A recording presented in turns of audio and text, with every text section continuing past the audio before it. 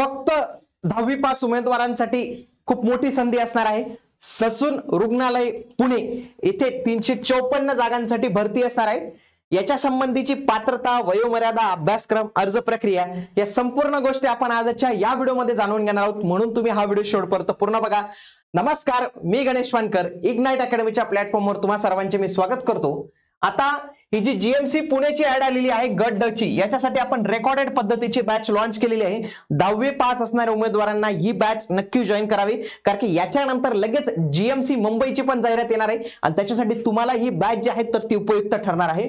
तर तुम्ही आजच ही बॅच जॉईन करा आणि ही बॅच जर तुम्ही 16 ऑगस्टच्या आधी जॉईन करत असाल मित्रांनो, तर तुम्हाला याच्यावर फ्लॅट 30% पर्यंत जॉब मिळणार आहे, म्हणून ही संधी गमावू नका। 16 ऑगस्टच्या आधी ही बॅच तुम्ही नक्की जॉईन केली पाहिजे।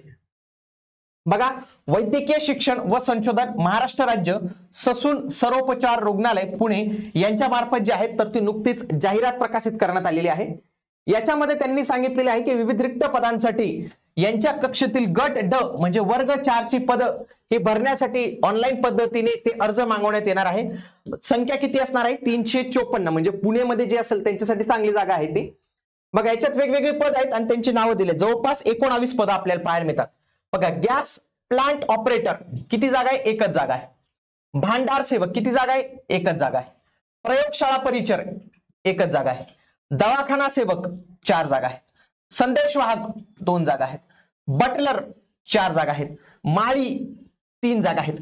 त्याच्यानंतर प्रयोगशाळा सेवक 8 जागा आहेत। स्वयंपाकी सेवकच्या 8, नाभिकच्या 8, सहाय्यक स्वयंपाकीच्या 9, हमालच्या जास्त आहेत, हमालच्या 13 जागा आहेत। रुग्णपटवाहक 10 जागा, श किरण सेवक 15, शिपाई 2, पहारेकरी 23, चतुर्थ श्रेणी सेवक 36, आया 38 आणि कक्ष सेवकच्या सगळ्यात जास्त आहेत, किती आहेत? 168 जागा आपल्याला इथं बघायला मिळतात। या सगळ्यांसाठी वेतन सारखं असणार आहे, 15,000 ते 47,600। खूप सारे उमेदवार म्हणतात की याचं वेतन 15,000 आहे। 15,000 नाही मित्रांनो, याचं वेतन जास्त येईल तुमचं। 15,000 हे तुमचं बेसिक पे आणि सध्या किती चालू आहे?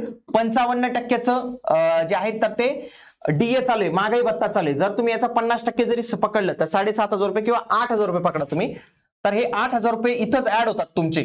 ओके, तर हे अशा पद्धतीने म्हणजे इथं तुमची इन हँड सॅलरी मित्रांनो हे 25,000 प्लस जाईल। ही 25,000 प्लस जे आहे सुरुवातीचीच पहिली सॅलरी तुमची 25,000 प्लस जाईल। आणि लक्षात घ्या, जर 8वा वेतन आयोग लागला तर यांची जी 25,000 सॅलरी ही 35,000 पर्यंत जाणार आहे। हे पहिल्या वर्षाला सांगतो मी। जेव्हा तुमचं प्रमोशन होत जाईल, जेव्हा तुम्ही शेवटी जाणार 47,600, तर त्यावेळी तुमचं मात्र 70 ते 80,000 पर्यंत पेमेंट जे आहे तर ती इन हँड भेटणार आहे। म्हणून तुम्ही म्हणाल की 10वी पासवर आहे, अर्ज करत नाही, परंतु तुम्हाला जर पेमेंट हा क्रायटेरिया असेल तर पेमेंट इथं तुम्हाला भविष्यात वाढणारच आहे। अर्ज कधीपासून सुरू होत आहे? लक्षात घ्या, अर्ज सादर करण्याचा कालावधी हा 15/8/2025 पासून सुरू होणार आहे, 15 ऑगस्ट पासून, आणि हा चालणार आहे 31/8/2025 पर्यंत, 31 ऑगस्ट पर्यंत चालणार आहे आणि ही शेवटची डेट असणार आहे। याच्यासाठी परीक्षेचा दिनांक, कालावधी या सगळ्या गोष्टी या वेबसाईटवर तसेच तुम्हाला आपल्या चॅनलवर कळणार आहेत, म्हणून तुम्ही या चॅनलला जे आहे तर ते सबस्क्राईब करून ठेवा। शैक्षणिक पात्रता इथं असणार आहे गट ड साठी, बघा ही 10वी पास असणार आहे, ही 10वी पासच असते।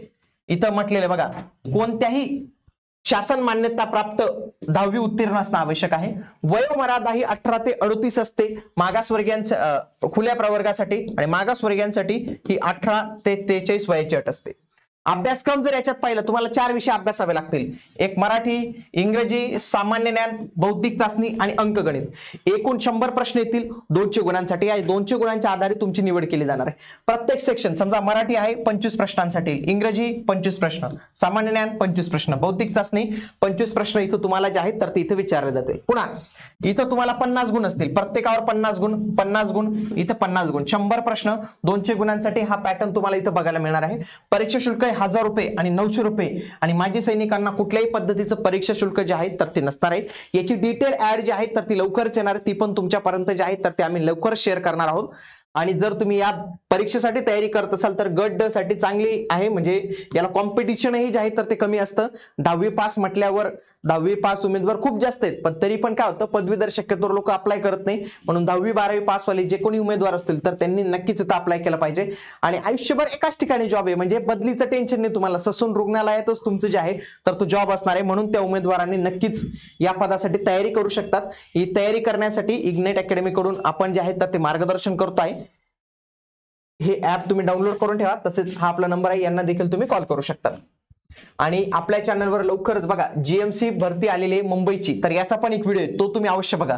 एमपीएससीची तयारी करत असाल तर त्याची नवीन प्रोफाईल क्रिएट करावी लागते. ओबीसी विद्यार्थ्यांनी एनसीएल काय असतं तर ते व्यवस्थित पद्धतीने बघून घ्यावं. तर या सगळ्या गोष्टी तुम्ही नक्की बघू शकतात आणि चॅनलला सबस्क्राईब करणे अजिबातच विसरू नका. हा व्हिडिओ तुमच्या 3 मित्रांपर्यंत जरूर शेअर करा.